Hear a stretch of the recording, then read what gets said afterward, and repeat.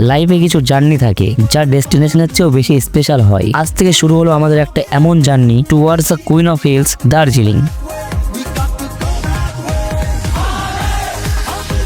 আজকে যাচ্ছি আমরা দার্জিলিং। চাঁদপাড়া স্টেশন থেকে ট্রেনে উঠে বললাম, চলে আসলাম শিয়ালদা স্টেশনে। এখানে কিছুক্ষণ ওয়েট করলাম আর দেখি এক এক করে সবাই চলে এসেছে। ব্যাগপত্র নিয়ে ক্যামেরা রেডি করে আমরা চলে গেলাম প্ল্যাটফর্মে। আর আমাদের আজকের রাইড হলো দার্জিলিং মেল। সবাই এক এক করে ট্রেনে উঠে বললাম।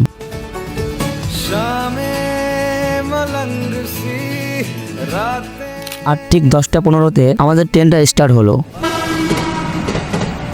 রাতটা খুব ভালো কাটলো। হাসি, আড্ডা, রিল শুট অ্যান্ড সিটের পাশে উইন্ডো দিয়ে উড়ে যাওয়া হাওয়া, এইভাবে আমাদের রাতটা কেটে গেল। অ্যান্ড যখন সকাল হলো, উফ, সানরাইজটা লিটারালি ম্যাজিক্যাল। ট্রেনের উইন্ডো দিয়ে যখন সূর্যটা উঠে আসছিল, সকালের চার একটা কাপ, পারফেক্ট মুমেন্ট।